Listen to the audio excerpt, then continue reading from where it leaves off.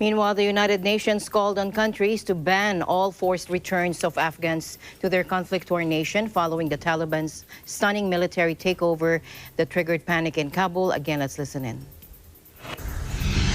The UN Refugee Agency has released a non-return advisory for Afghanistan, calling for a bar on forced returns of Afghan nationals, including asylum seekers who have had their claims rejected.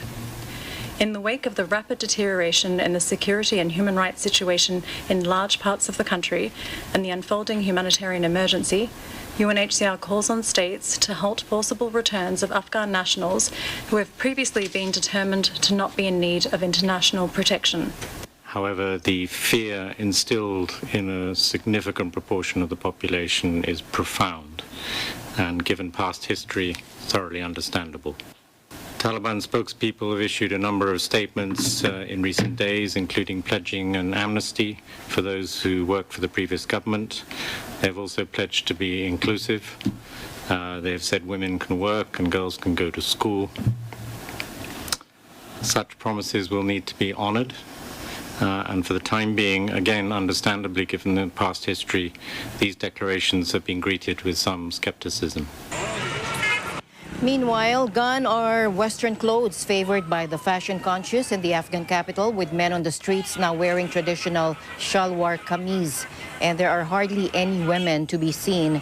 Life was returning to a new normal in Kabul as cautious residents ventured out of their homes to see what life would be like under the Taliban following their astonishing return to power at the weekend.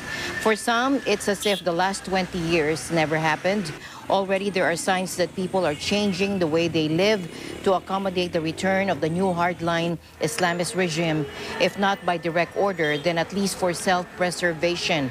During their first stint in power from 1996 until 2001, when they were ousted by the US-led invasion in the wake of the September 11 attacks, the Taliban ruled with a strict interpretation of the Quran and the Sharia law.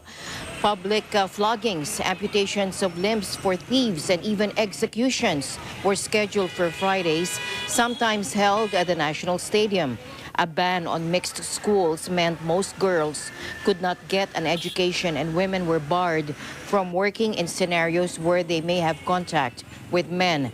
There was no sign Tuesday that such strict measures had been reintroduced or even would be, but people were still taking no chances.